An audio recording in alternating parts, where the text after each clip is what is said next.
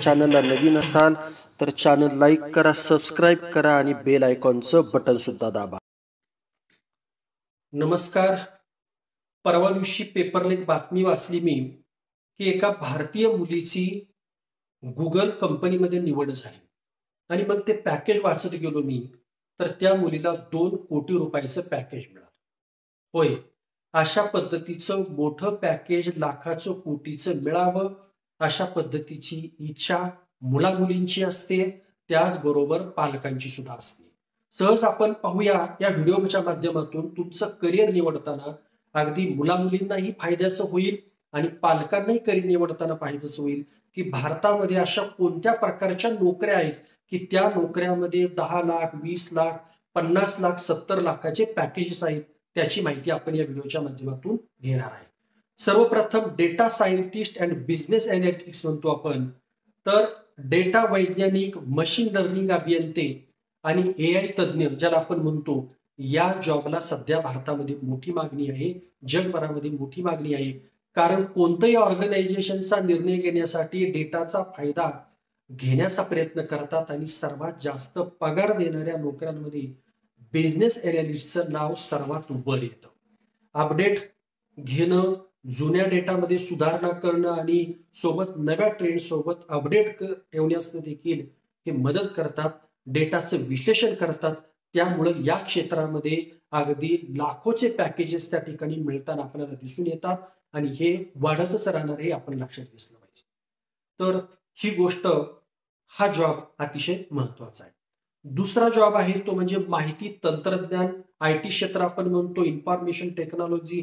भरपूर ITच्या क्षेत्रात लोक असले तरी स्पर्धात्मक युग आहे, सायबर सुरक्षा आहे, सॉफ्टवेअर डेव्हलपमेंट असेल, क्लाउड कॉम्प्युटिंग असेल, संगणक स्टोरेज, नेटवर्किंग आणि इतर भौतिक उपकरणामध्ये पायाभूत सुविधा आणि सर्व प्रकारच्या इलेक्ट्रॉनिक डेटा तयार करण्यासाठी प्रक्रिया करणं, संग्रहित करणं, सुरक्षित करणं आणि देवाणघेवाण करणं, यासाठी IT क्षेत्रातील लोकांना अतिशय त्या ठिकाणी महत्व आहे आणि यांना सुद्धा अतिशय अगदी 30-40-50 लाखाचे पॅकेज त्यांना मिळतात. हे आपण लक्षात घेतलं पाहिजे. हे क्षेत्र महत्वाचं आहे. तिसरं क्षेत्र आहे ते म्हणजे फार्मास्युटिकल्स कंपन्या. फार्मास्युटिकल रिसर्च आणि डेव्हलपमेंट, फार्मास्युटिकल विक्रीतील व्यावसायिकांना जास्त पगार मिळतो, चांगलं पॅकेज मिळतं.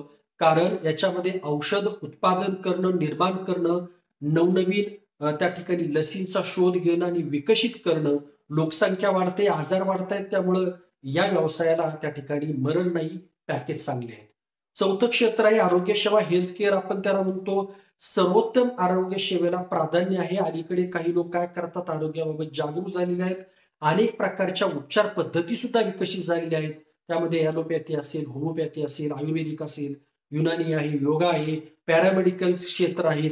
याच्यामध्ये उत्तम टॉपचे जे डॉक्टर आहेत, सर्जन आहेत, चांगले सेवा देणारे हॉस्पिटल आहेत, यांना सुद्धा चांगल्या प्रकारचे पॅकेजेस त्या ठिकाणी मिळतात. त्यामुळं त्या क्षेत्रामध्ये टॉप जर केलं तर निश्चितपणे फायदा होईल. पाचवं क्षेत्र आहे विद्यार्थ्यांनो, डिजिटल मार्केटिंग. सध्या डिजिटल युग मानलं जातं.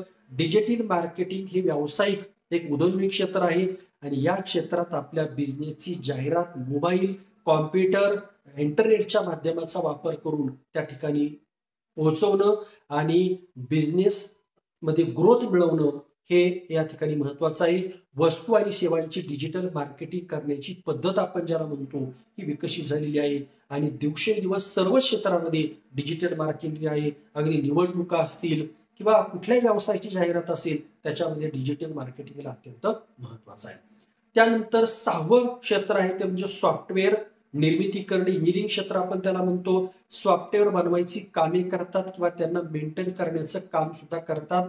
जसं की एखाद्या कंपनीच्या पगाराचं सॉफ्टवेअर करणं, एखाद्या मॅन्युफॅक्चरिंग कंपनीची खरेदी विक्रीचं आणि इतर कामात सांगणारे सॉफ्टवेअर तयार करणं, पेट्रोलियम अभियांत्रिकी असेल, संगणक अभियांत्रिकी असेल, इलेक्ट्रिकल अभियांत्रिकी यासारख्या स्पेशलायझेशनमध्ये अनेकदा उच्च कमाईची क्षमता असते आणि हा संपूर्ण व्यवसाय हा बौद्धिक संपदेशी निगडित आहे.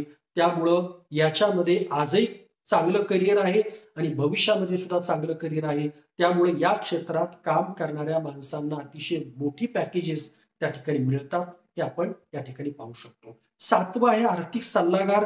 यामध्ये फायनान्शियल बाबी असतात, मग गुंतवणूक असेल, बँकिंग, आर्थिक विश्लेषण आपण ज्याला म्हणतो, व्यवस्थापन यांचा समावेश होतो. अलीकडे सीए, तसेच विमा, वित्तीय संस्था यामधील उच्च पदस्थ अधिकारी, आर्थिक व्यवहारामध्ये कामकाज केलं जातं. कर आकारणी तसंच विविध वित्तीय व्यवहाराच्या नोंदी ठेवणं, टॅक्स रिटर्न सबमिट करणं, आर्थिक कागदपत्र तयार करणं आणि वित्तीय क्षेत्राच्या संबंधित आर्थिक कामं करण्याच्या बाबतीमध्ये हे महत्वाचं आहे.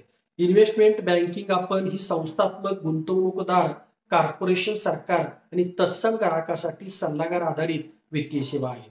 पारंपरिकपणे कॉर्पोरेट फायनान्समध्ये संबंधित अशी बँक कर्ज किंवा इक्विटी सिक्युरिटीज जारी करताना ग्राहकाचं एजंट म्हणून अंडर इस्टिमेट आपण ज्याला म्हणतो किंवा काम करून आर्थिक भांडवल वाढवण्याला त्या ठिकाणी मदत करतात.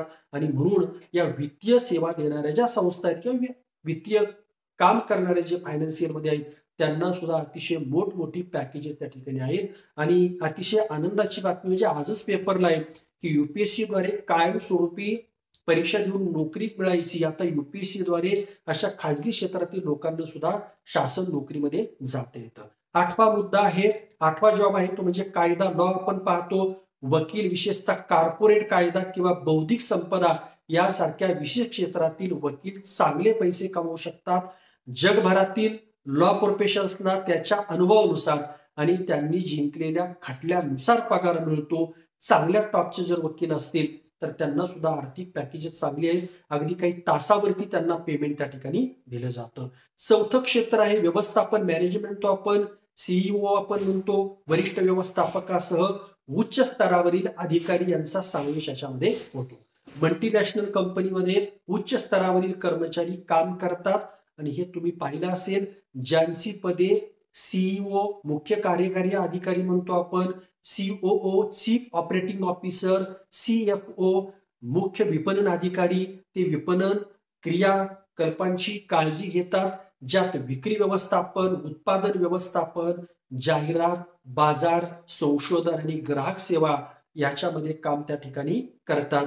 याच्यामध्ये मुख्य तंत्रज्ञान अधिकारी ते तंत्रज्ञानाबाबत सुद्धा निर्णय घेत असतात आणि यांना अतिशय चांगले पॅकेजेस त्या ठिकाणी आहेत, चांगल्या लठ्ठ पगाराच्या नोकऱ्या आहेत. आणि 10वं क्षेत्र आहे ते म्हणजे हवाई क्षेत्र, विमानचलन आपण त्याला म्हणतो, एव्हिएशन. वाहतूक क्षेत्रात लक्षणीय वाढ अलीकडच्या काळामध्ये दिसून आलेली आहे आणि या क्षेत्रामध्ये उद्योगामध्ये करिअरच्या उत्तम संधी त्या ठिकाणी उपलब्ध आहेत. याच्यामध्ये उच्च पदस्थ म्हणजे एअरपोर्ट मॅनेजमेंट असेल, एअरपोर्ट ग्राउंड स्टाफ असेल, फ्लाइंग इंजिनिअरिंग असेल, air ticket, air traffic controllers असेल, एअर कार्गो मॅनेजमेंट असेल किंवा हवाई वाहतुकी संदर्भामध्ये हवामान शास्त्रज्ञ असतील, यांना सुद्धा अतिशय चांगल्या पगाराच्या नोकऱ्या त्या ठिकाणी आहेत. एकदा मनुष्य विमानात बसण्याचं स्वप्न पाहतो, त्यामुळे या क्षेत्रामध्ये दिवसेंदिवस वाढ होताना आपल्याला दिसून येत आहे. आपण क्षेत्र निवडलं असेल तर यामध्ये चांगलं करिअर करा आणि भविष्यामध्ये चांगले जॉब त्या ठिकाणी मिळवा. तुर्तास इथेच थांबूया.